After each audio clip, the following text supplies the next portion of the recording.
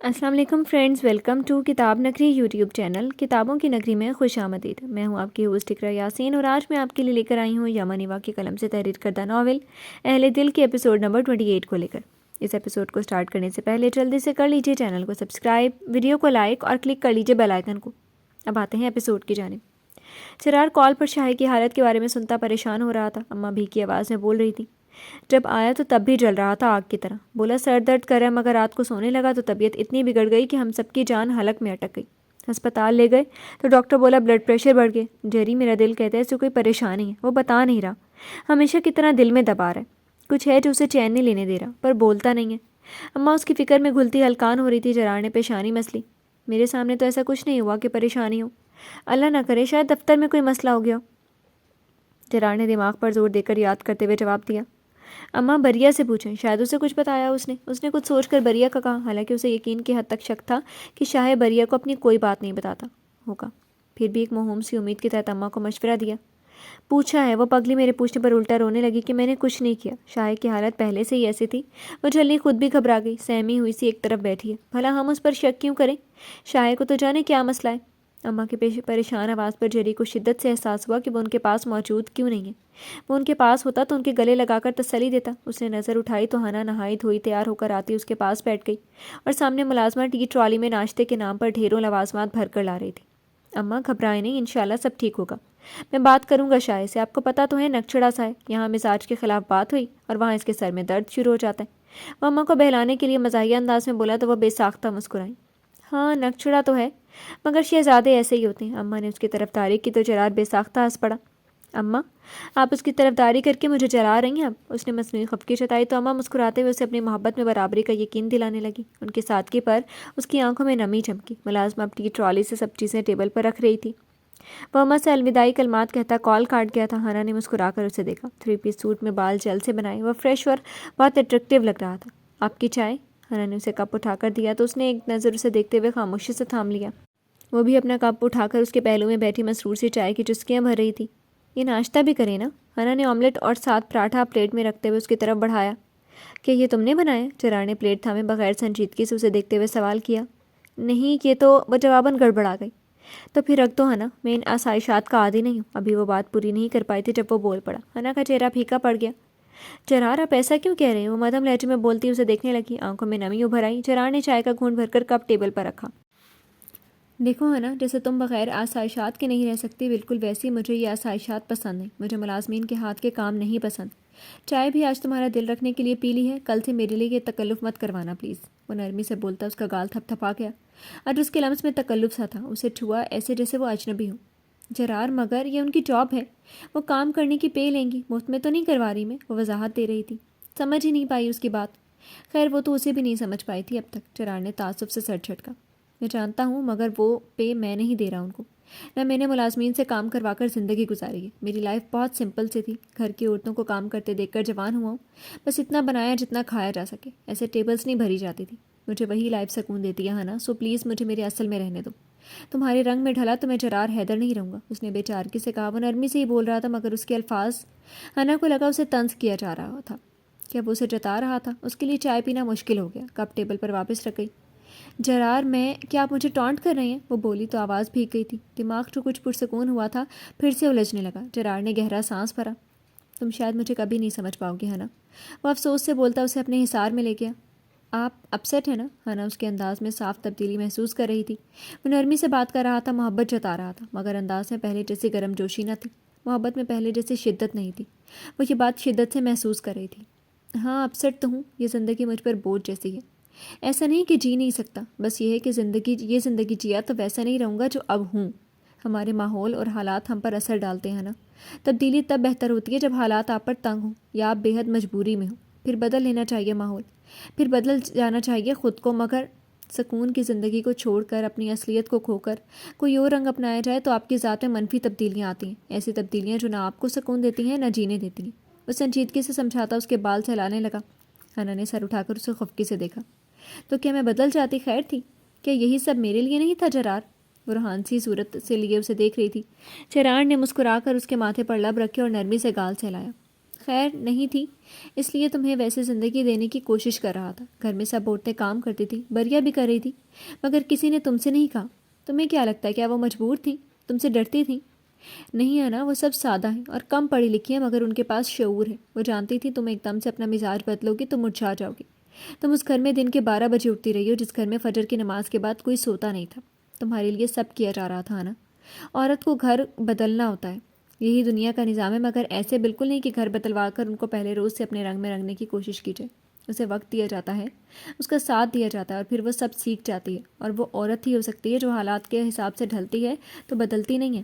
ہم مرد ہیں، ہمیں اگر عورت کی خاطر بدلنا پڑے تو ہم اندر سے بھی بدل جاتے ہیں۔ مجھے یہ پیسہ تم سے ملنے لگا تو میرے اندر لالچ بڑھ جائے گا۔ میں تم سے تمہارے لیے محبت نہیں کروں گا، مجھے تم سے نرمی برتتے ہوئے ایک لالچ ہوگا کہ تم سے محبت کے بدلے کی آسائشات مل رہی ہیں، اور میں ویسا نہیں بننا چاہتا۔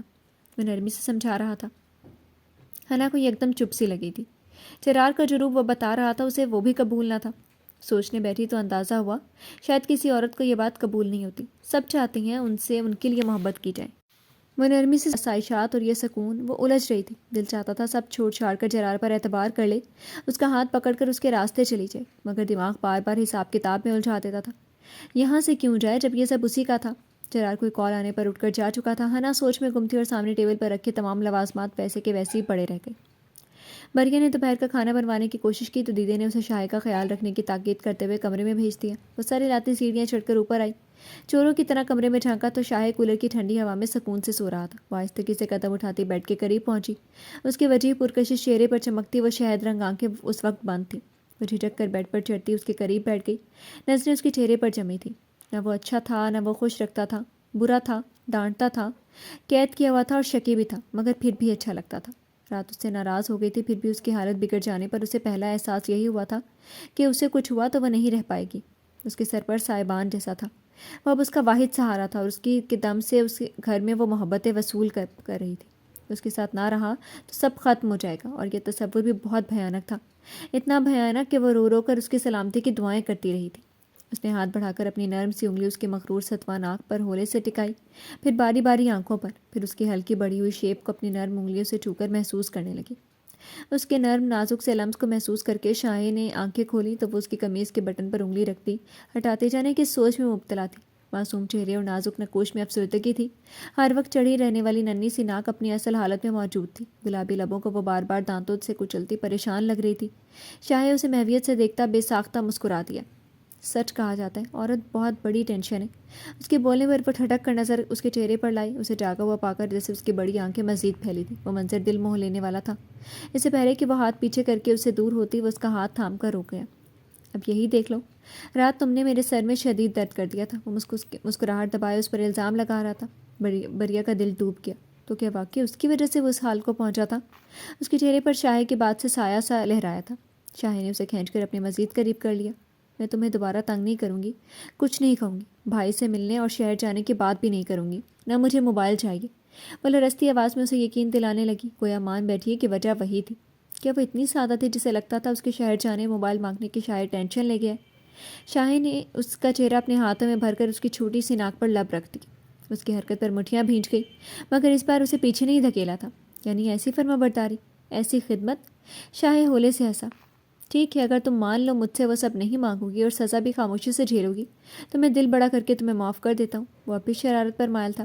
مسکراہٹ دبا کر چہرے پر سنجیدگی سجائے بولا تو بریا ہونٹ لٹکات کے اپنا رونا کنٹرول کرنے لگی۔ اس کی معصومیت پر شاہد دل ہارنے لگا، بے ساختہ اسے سینے سے لگا گیا۔ پریشان کیوں ہو رہی ہو پاگل بیوی؟ رات میری طبیعت واقعی پہلے سے خراب تھی، اسی لیے تو گھر آ گیا تھا، کسی کو پتہ نہیں ہے، لیکن دراصل مجھے بی پی ہائی کا پرابلم کافی ٹائم پہلے سے ہے۔ وہ اسے خود میں سمیٹ کر تسلی دینے لگا۔ اس کی بات پر بریا خفگی سے اس کا حصار توڑنے کی کوشش کرنے لگی۔ آرام سے پڑی رہو، شاہی نے اسے ڈپٹ کر روکا۔ ایسے مزاحمتیں کیوں کرتی ہو جیسے میں نامحرم ہوں تمہارا؟ ماتھے پر بل ڈال کر کہتے ہوئے کروٹ کے بل ہوتا اسے پہلو میں لٹا گیا۔ بریا ساکت سے اسے تکنے لگی۔ تو کیا اب وہ زبردستی حق بھی جتائے گا؟ وہ پریشان ہو گئی تھی۔ تمہیں اگر خود سے دور رکھا ہوا تھا تو اس کا مطلب یہ ہرگز نہیں کہ میں تم سے ڈرتا ہوں یا میرا قریب آنا منع ہے۔ اس کا سر اپنے بازو پر رکھتا بالوں میں انگلیاں چلاتے ہوئے بولا۔ اس کی قربت پر بریا کی حالت غیر ہونے لگی۔ اگر تم بیمار ہو تو اس کا مطلب یہ نہیں کہ میرے قریب آ کر روب جھاڑو۔ وہ انگلی اٹھا کر ناک چڑھاتے ہوئے بولی۔ شاہد اس کا ہاتھ تھام کر چہرے پر جھکتے ہوئے اس کی ناک چھو گیا۔ بریا اس کی دیدہ دلیری پر گھبرا گئی۔ بہت بری قسمت پائی ہے میں نے، بہت رونا آتا ہے اپنے نصیب پر۔ وہ یکدم اس کے ملائم چھوٹے ہاتھ کی انگلیوں میں اپنی انگلیاں پھنسا کر بولا تو بریا نے ناسمجھی سے اسے دیکھنے لگی۔ قسم سے بہت پریشان ہوا تھا یہ جان کر کہ میرا سکون تم میں ہے، تمہیں چھونے میں راحت ہے، تم سانسوں کی روانی ہو۔ وہ بوجھل آواز میں بولتا اس کی گردن میں چہرہ چھپا کر گہرا سانس بھر گیا۔ بریا اس کی حرکت پر سمٹتی اس کے الفاظ پر غصہ بھی نہیں کر پائی تھی۔ اپنے آنے پر پچھتاوا ہوا۔ مجھے سب پتہ چلتا ہے، دیدی نے چالاکی سے بھیجا مجھے، تمہاری نیت ہی خراب ہے۔ وہ اس کے لمس پر چڑچڑے لہجے میں بولی تو شاہ حیرت سے اس کا چہرہ دیکھنے لگا۔ تم نے دیدے سے کہا ہوگا نا کہ وہ مجھے کمرے میں بھیجے۔ وہ بدتمیزی سے بولنے لگی جب شاہ نے اس کی گرد سختی سے بازو لپیٹ کر اسے اپنے مزید قریب کرتے ہوئے اس کے منہ پر ہاتھ رکھ دیا۔ بدتمیزی نہیں کرو بے شرم لڑکی، غصے میں بھی دیدے کو ایسا ویسا مت کہنا دوبارہ۔ وہ اسے گھور کر بولا تھی۔ بریا کے ماتھے پر بل نمودار ہوئے۔ شاہ نے منہ پر ہاتھ رکھ کر اسے بولنے سے محروم کر دیا تھا تو وہ بھی غصے کا اظہار ایسے کرنے لگی۔ بہت بدلحاظ اور بدتمیز لڑکی ہو لیکن پھر بھی بہت پیاری لگتی ہو۔ وہ انوکھی تعریف کرتا اس کے ماتھے پر بنے ان کے ان گنت بلوں پر لب رکھ گیا۔ اس کے چہرے کو وہ اپنی نرم وارفتہ لمس کی حدت سے دہکا رہا تھا اور بریا چڑچڑی ہوتی اب بھی اسے گھورنے میں مصروف تھی۔ دھوپ دیواروں سے اتر کر غائب ہو چکی تھی۔ صحن میں چھڑکاؤ کی وجہ سے مٹی کی بھینی بھینی خوشبو ہر طرف پھیلی ہوئی تھی۔ اماں تسبیح کر کے شاہ پر نظر کا دم کر رہی تھی۔ دیدے برف سے بھری لسی بنا لائیں۔ 7 پنکھے کے آگے چارپائی رکھ کر شاہ لیٹا ہوا تھا۔ ہمایوں اور عباس بھی وہیں اس کے پاس بیٹھے ہوئے تھے۔ بریا کہاں ہے؟ اماں نے نظر یہاں وہاں دوڑاتے ہوئے سوال کیا۔ اسی وقت بریا کچن سے نکل کر آئی۔ گرمی سے اس کی حالت خراب ہو رہی تھی، چہرہ پسینے سے تر اور سرخ ہو رہا تھا۔ دیدی نے مجھ سے یخنی بنوائی۔ وہ باہر آ کر اماں کے پاس بیٹھتی عادت کے مطابق ناک چڑھا کر بولی۔ شاید دن کا یہ وقت اسے کچن میں گزارنا ناپسند تھا۔ شاید دلچسپی سے اسے دیکھ رہا تھا۔ تو یخنی بنوائی ہے نا میری دھی، تجھ سے پائے تھوڑی بنوا لیے۔ اور یہ باہر چولہا رکھا ہے، کہاں بھی تھا آگ جلا دیتی ہوں باہر، پر تجھے سلنڈر پہ بنانی تھی۔ دیدی نے اس پر ہنستے ہوئے کہا۔ اماں محبت سے اس کو اپنے قریب کرتی پنکھے کے سامنے کرنے لگی۔ چولہے والی آگ سے انسان کالا ہو جاتا ہے، اس نے سمجھداری سے کہا۔ سب اس کی منطق پر ہنس رہے تھے۔ دیدی سے ناراض ہوتے وہ شاہ کو پہلی بار عام نارمل لڑکیوں جیسے لگی تھی۔ گیٹ پر ہوتے شور پر سب متوجہ ہوئے تو ندا بچوں سمیت آ رہی تھی۔ یقیناً شاہگہ سن کر آئی تھی۔ وہ کھلائی ہوئی سی، پریشان سی، ساتھ اس کا دیور اکرام تھا۔ بریا کی مسکراہٹ سمٹ گئی۔ گردن گھما کر شاہ کو دیکھا جو مسکرا کر بہن کو اپنی طرف آتا دیکھ رہا تھا۔ سب ندا کی طرف متوجہ ہوتے اس سے مل رہے تھے۔ شاہ نے بریا کی طرف دیکھنے کے لیے رخ بدلا تو وہ چونک گیا۔ وہ وہاں موجود نہیں تھی، وہ ندا سے بھی نہیں ملی تھی۔ جب ندا آئی تب تو وہیں پر تھی، پھر وہ ندا کو دیکھ کر چلی گئی۔ شاہ کو اس کی حرکت عجیب لگی تھی۔ اکرام بھی پورے اعتماد سے شاہ کے ساتھ والی ایک چرپائی پر بیٹھ گیا تھا۔ ندا نے سب سے ملنے کے بعد اماں کے پاس بیٹھتے ہوئے بریا کا پوچھا تھا۔ دیدی نے اسے آواز لگائی تب بھی وہ کافی دیر بعد آئی، کھڑے کھڑے ملی اور پھر سے چلی گئی۔ ندا اس کی حرکت پر پھیکی سی پڑ گئی تھی۔ شاہ نے لب کھینچ لیا، پھر رات گئی ندا رکی رہی تھی۔ اس کا دیور اکرام بھی بے چین سا پہلو بدلتا رہا، مگر بریا صحن میں سب کے ساتھ آ کر نہیں بیٹھی تھی۔ جانے سے پہلے بھی ندا اسے کمرے میں جا کر ملی تھی اور اپنی بڑی بہن کو یوں کمرے میں جا کر ملتا دیکھ کر شاہ کا مزاج بگڑتا جا رہا تھا۔ جی تو فرینڈس، کیسے لگی آپ کو آج کے ایپیسوڈ؟ کمنٹ سیکشن میں ضرور بتائیے گا۔ پھر حاضر ہوں گے نیکسٹ ایپیسوڈ کے ساتھ، تب تک کے لیے اجازت دیجیے۔ شکریہ، اللہ حافظ۔